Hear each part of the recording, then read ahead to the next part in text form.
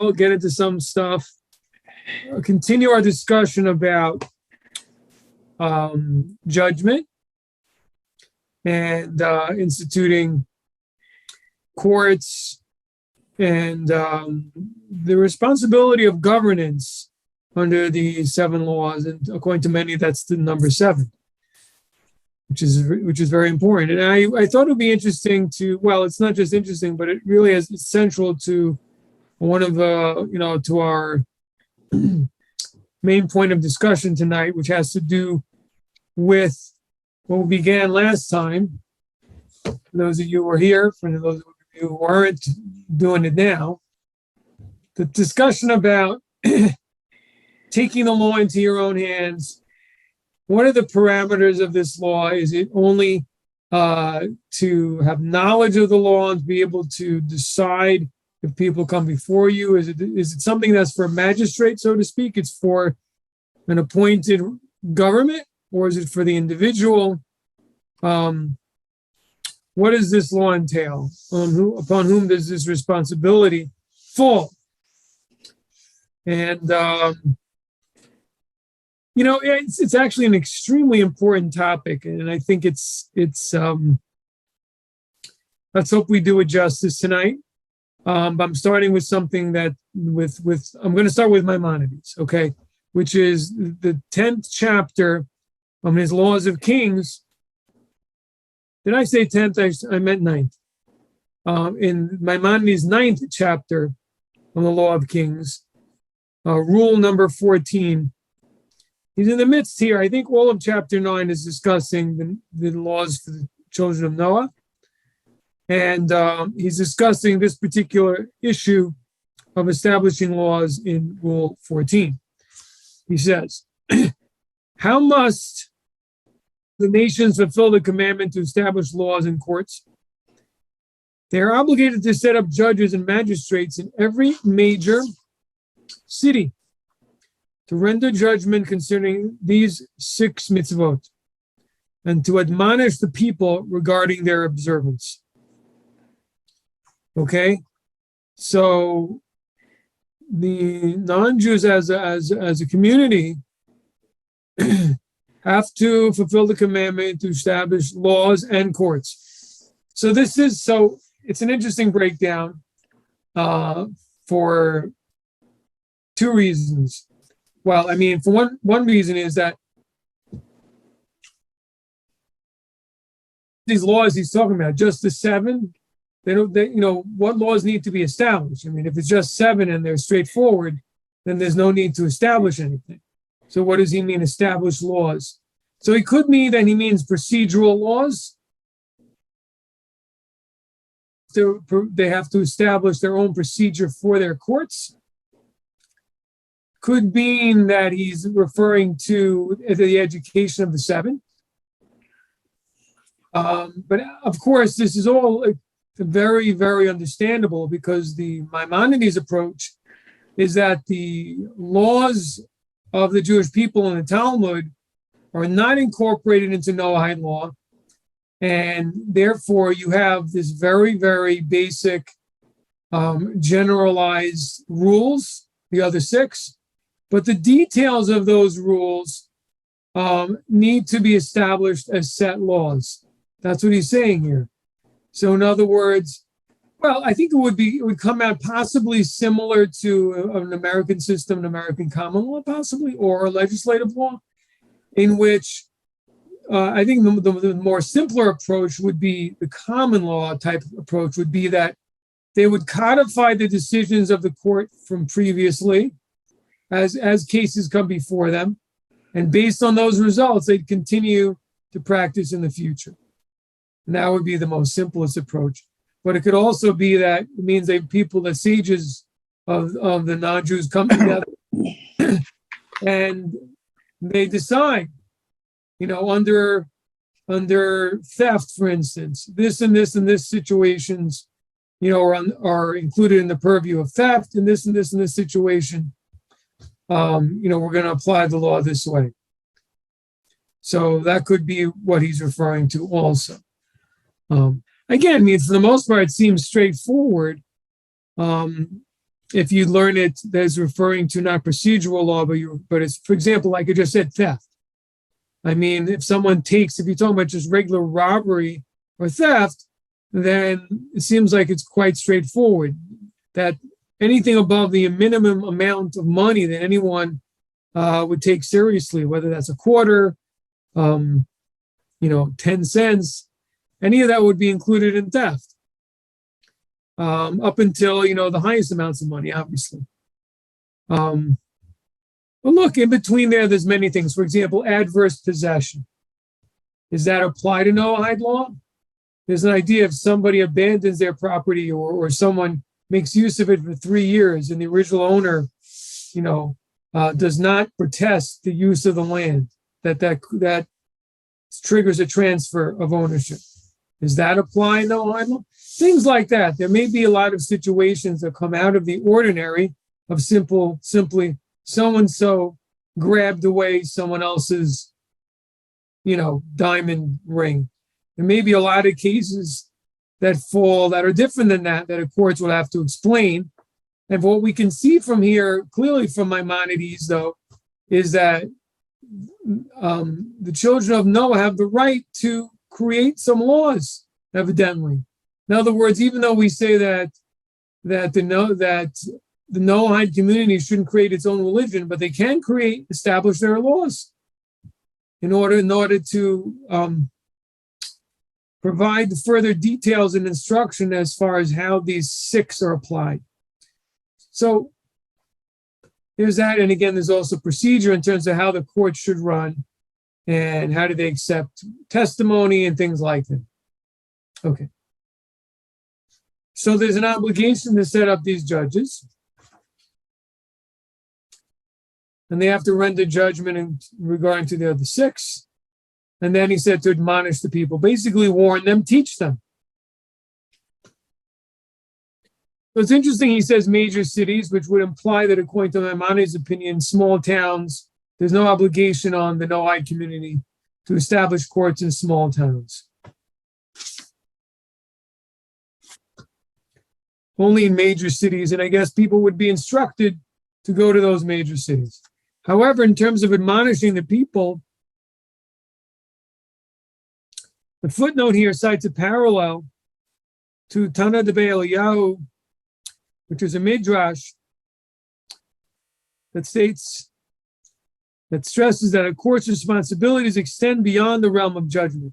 It says the Sanhedrin is obligated to tie iron garters around their loins, lift their robes above their ankles, and travel throughout the villages of Israel, teaching the nation.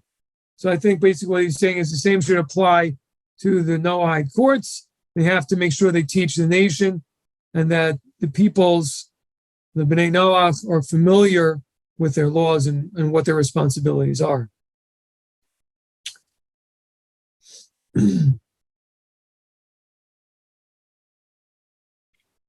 Now, it's interesting that evidently in footnote 96 here, he brings that Nachmanides disagreed that these courts actually rendered judgment in all the other 6.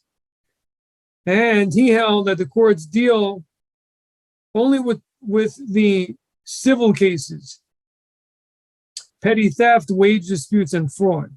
So who would deal with the ritual elements of the mitzvah, which would include idolatry, and I guess in this case, murder and so on. I think it implies that in those they may have to go to a Jewish court, maybe to the Sanhedrin. I don't know.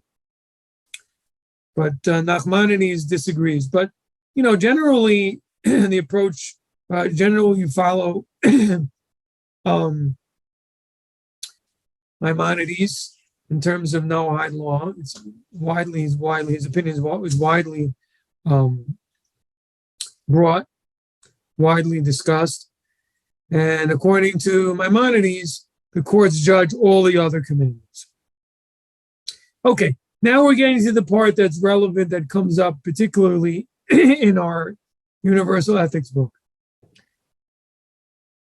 In the next paragraph, still part of the same rule, Rule 14, he says as follows.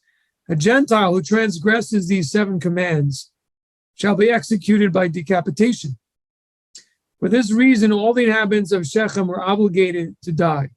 Shechem kidnapped. They observed and were aware of his deeds, but did not judge him.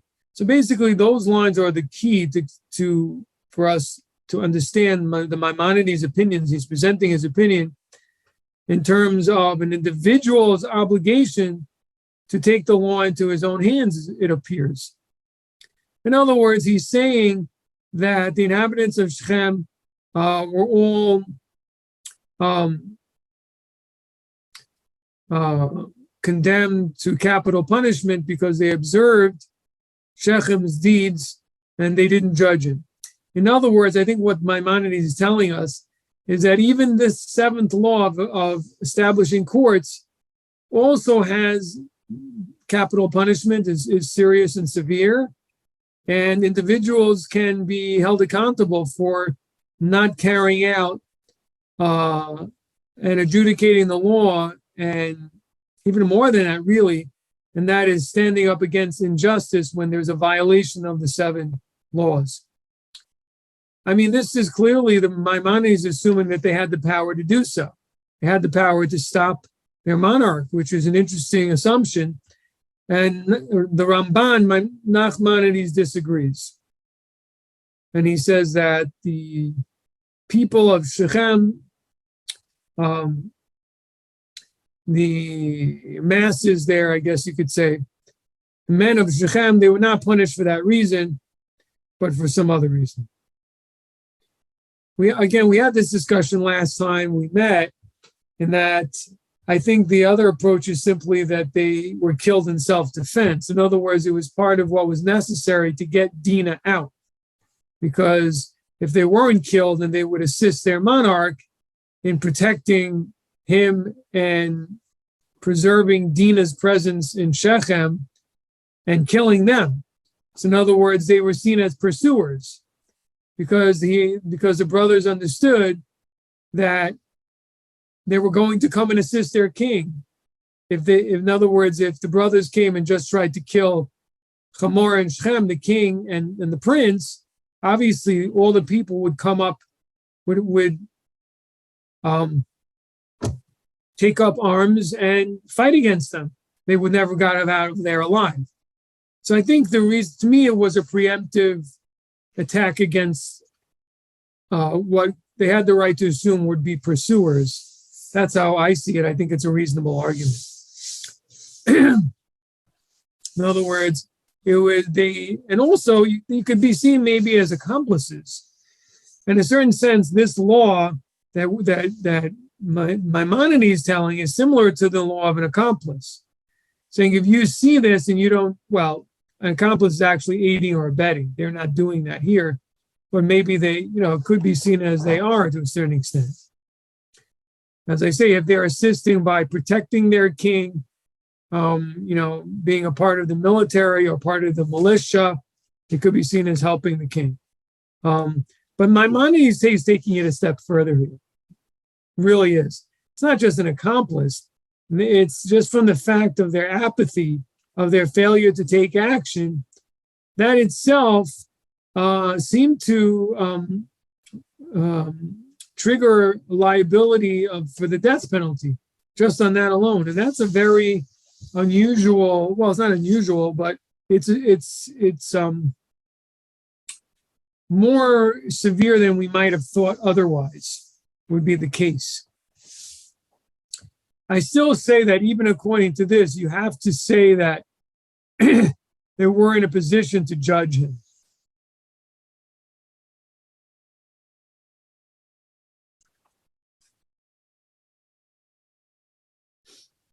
But I mean, the simple language of Maimonides simply is they were punished. Why? They observed and were aware, but did not judge him. That's it. They were aware and they didn't judge him.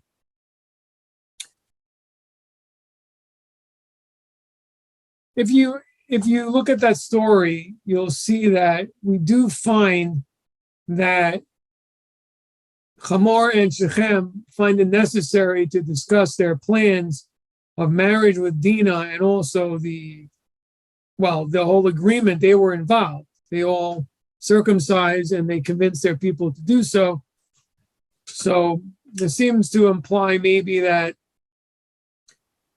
the monarch's power wasn't as great. In other words, that he was working together with his people. But that's a possibility. Okay.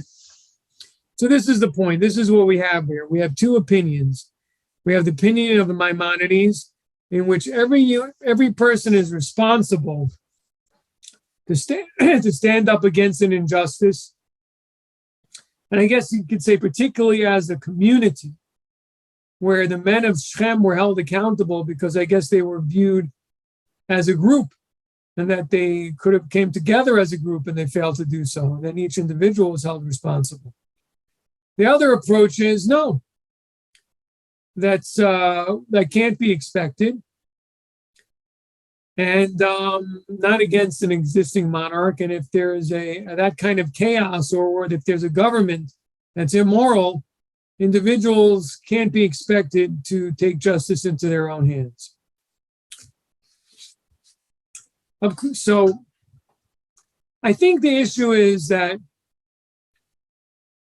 the question is, if people don't take justice into their own hands, then how are we going to fix the situation? In other words, if you have a corrupt system, if you have an immoral system in charge, somebody has to get things back on track. So it's logical that the Noahide laws would require that, because there's a requirement to create a civil, moral society. So if society has collapsed, someone has to be responsible. So in that way, we really do understand the reasonableness and the rationale of the Rambam in telling us that, look, this is a responsibility of the community, even if they're not in power. I don't think Maimonides would necessarily say the same thing about one individual. He was talking about all the men of Shechem, they were all punished. In other words, they all could have gotten together. They were a cohesive community. And they saw this outrage, which I guess also was something that, was as it says, as the brother said, this is something that's unacceptable. And even in those days was considered, unacceptable. So as we see the story of Avimelech, that, he apologizes for taking Sarah, and he didn't know it was Abraham's wife, and he apologizes about it. In Egypt, they don't. But it seems that other nations who were less promiscuous in Egypt, there was such a standard that you didn't take someone else's wife. And I guess similarly, trying to understand the way things were in those days, but to take someone's daughter and just disappear with her was considered unacceptable. It was considered an insult to the woman herself. And she was being treated in a very cheap manner. Okay, so the point is, what I'm trying to say is that as a community, they needed to take action, and they failed to do so. And even if there is a community, even though there's another government, but if that government is immoral, there is a responsibility on the Gentile community, on the Bnei Noach, to form a group and to undo the injustice that's taking place. Even Nachmanides only disagrees because he says it was unreasonable to expect individuals of the community to stand up against the monarch. But to whatever degree something is reasonable, then they'd be required to do so.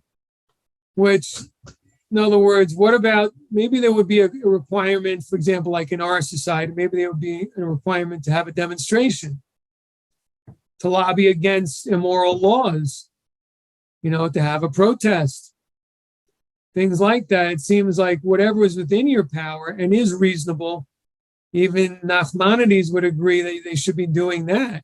Certainly from the perspective of heaven, in terms of just what's moral, maybe not letter of the law, that would be the right thing to do. You should be required to do whatever you can in order to get society back on track, and because that's what God wants.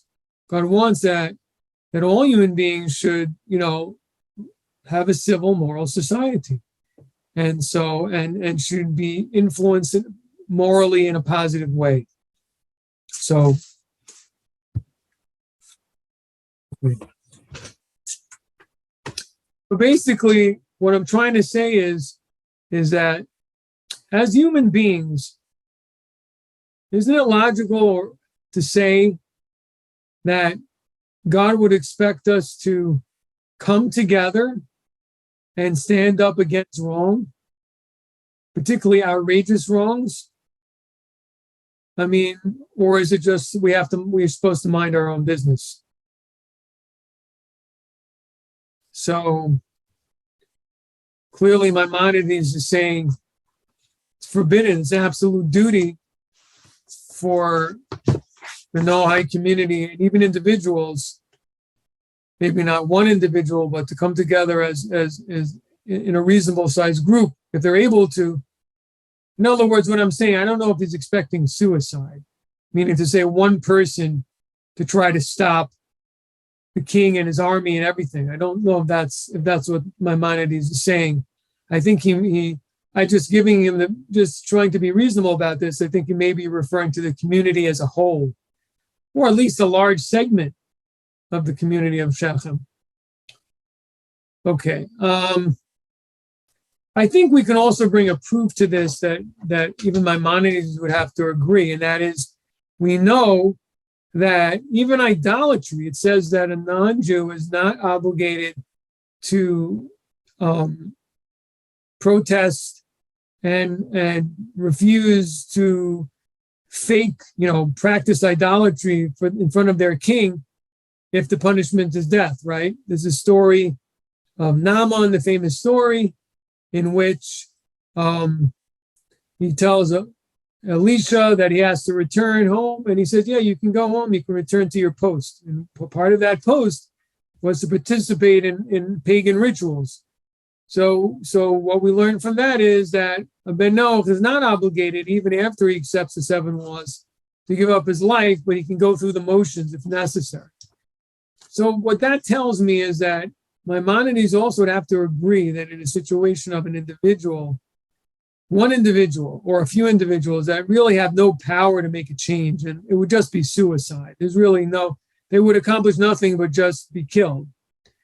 They're not obligated to do that. It's only if there's risk, but it would be feasible to mount, a revolt, so to speak, or to mount a sizable enough protest to stop what's going on. Then they'd be obligated. Then they'd be found guilty.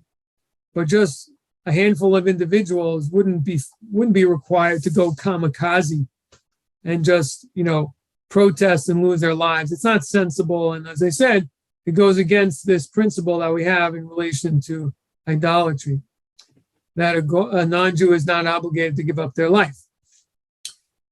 Okay, so there's that. All right, so let's now get back into the book, and we'll see some of this inside.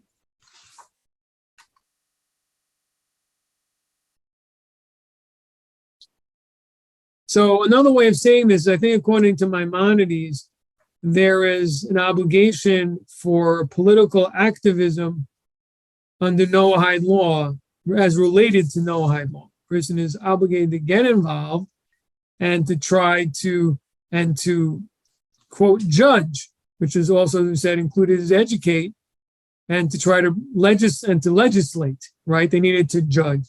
So you need to try to change legislation or to change things that it should be in line with Noahide law. Our author has mentioned in the past, in earlier chapters, that in this generation, that really means education, because we can't force things on people that they don't understand. Their morals are foreign to them. So we have to educate and persuade. Okay, now I am on page 252. Justice, except perhaps in the most perfect and ideal of societies, needs not only a court and judicial system to apply the law, but also employees of the state to enforce it. The police and those who carry out punishment and detention have this role. They are all agents of the executive power of the state, variously symbolized in law as king or government. This power of the state has the quality of action, which drives, maintains, and when necessary, restores social order in accordance with law. Justice needs the auxiliary of enforcement. So in other words, part of this law is to enforce the law. At the same time, and more primarily, justice is not only action, but also judgment. As such, it is distinct from the actual enforcement of law. A major historical issue has been if and when the judging function of justice must be separate from the enforcing function required for justice. In other words, is the executive branch and judicial branch have to be separate. In modern times, this question was raised by the idea of an independent judiciary separate from the king, who previously also had a judicial function. Noahide law stipulates that judges should be appointed, but it does not rule out the possibility that the executive, the monarch, president, the prime minister, might also participate in a judicial function. In that case, the requirement is that the executive leader practice proper judgment as distinct from exercising regular executive functions. In other words, even if he's a king, he has to act in the capacity of a judge, following the law objectively. And it is more practical, common, and generally desirable that the functions of executive government and judgment be vested in distinct persons and separate institutions. But this is not an invariable principle described in Noahide law. There must be courts, but it is open as to whether or not executive leaders of the state may participate. Okay, I'm on page 253, second paragraph. The question of the relationship between the enforcing and judging aspects of justice arises in the situation where society breaks down. This breakdown can occur either because there is no state apparatus in effective control, or because the state is itself corrupt and does not enforce rigorous justice in its own personnel and other citizens. Question then is there a personal obligation on the individual who sees injustice to act to restore and implement it? Or do we say that justice does not apply in the state of nature in which society reverts when society breaks down? And justice can only properly exist and when there is no social order with functioning, and justice can only properly exist where there is social order and with functioning collective institutions of justice. Another way to put this question is whether justice is not only a positive requirement, judgment, adjudication, and application of law, but also an equally, in essence, a negative one, to stop acts of injustice. Okay. So what is this law to institute courts? Is it to adjudicate, to bring about justice, or to stop injustice? So in other words, another part of this is the obligation to create a court and wait for people to come to the Noahide court. If they don't, we don't have a responsibility. We have to make the situation available for the community, or we have to actively go out and stop injustice.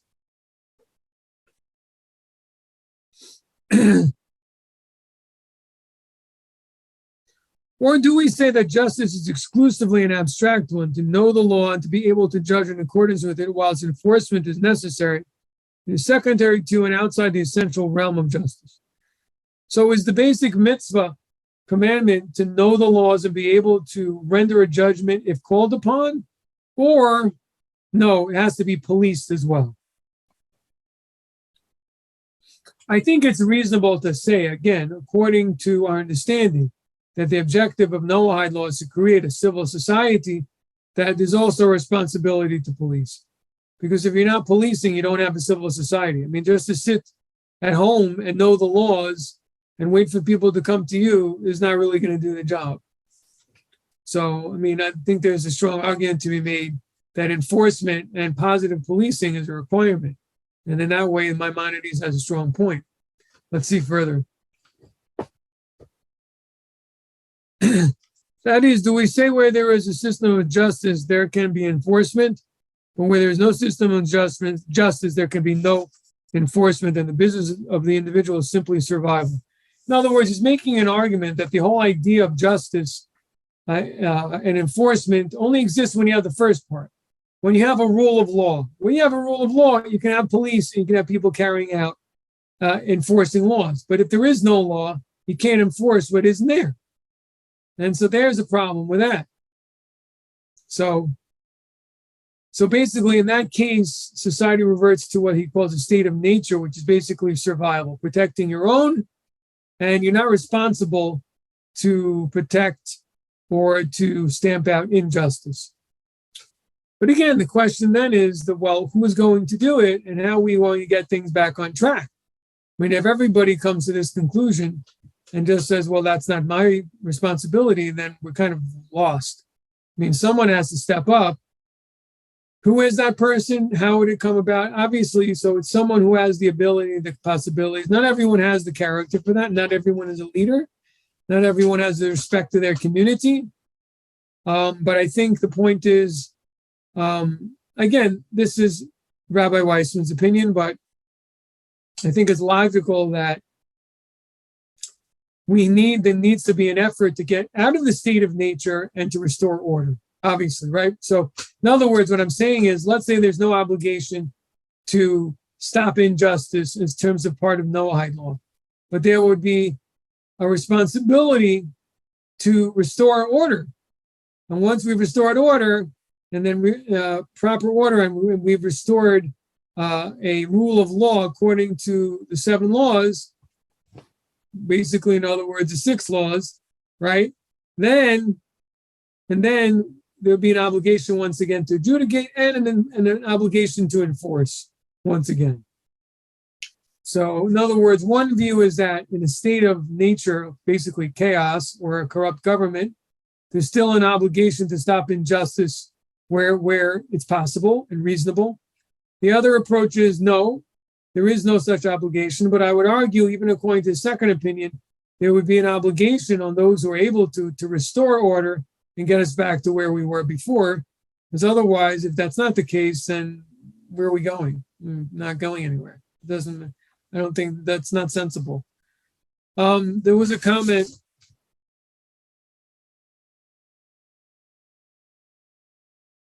Oh, Ross, the Declaration of Independence speaks to this. What did you mean, Ross? Well, at the heart of it, it is all about justice. If I may, if you'll just indulge me, I won't read the whole thing, but when in the course of human events it becomes necessary for one people to dissolve the political bands which have connected them with another, and to assume among the powers of the earth the separate and equal station which the laws of nature and of nature's God entitle them. You were mentioning nature. Right. A decent respect to the opinions of mankind requires that they should declare the causes which impel them to the separation. I'll skip over a small part here, and then that whenever any form of government becomes destructive of these ends, it is the right of the people to alter or abolish it, and to institute new government, laying its foundation on such principles and organizing its powers in such form as it shall seem most likely to affect their safety and happiness for all. I'll stop there. It's close to it. There's certainly a lot of similarities. In other words, what you're saying is, in a case where the government and the authorities have gone off course and they've perverted justice and they're not following the 7 laws, then by the laws of nature, the people have a right to overthrow, do away with that form of government and to establish one that is in line with their safety. And well, in this case, we're talking about it in slightly different terms, which is the promulgation and promotion and maintenance of the 7 laws and a just, civil, and yes, prosperous society. So in that sense, yeah. So it's a good point. It's a good point. We see, in other words, this is a historical example when this actually took place, and the people got together and said, this is unacceptable, and we're going to make a change. We're going to have a more just form of government to over us. It's a great example. At the end of the day, we can disagree as far as the obligation of an individual to stand up against injustice, but we can't disagree that as a society that we need to. So, where do you draw the line? Where does it begin and where does it end? And if there's no one standing up, do we need to stand up? And I think the answer is clearly, yeah, we have to stand up. I mean, obviously, Pinchas is an example of standing up when nobody's doing anything. When even the greatest leaders, Moses and Aaron, don't do anything, then he still took action because something had to be done, and he did it. We certainly see the seriousness of the responsibility of the nations to stop injustice and to fix themselves and to take things into their own hands to make things better. How far does that go? But anyway, we certainly see that, and it's certainly extremely important because if no one stands up, then we're lost.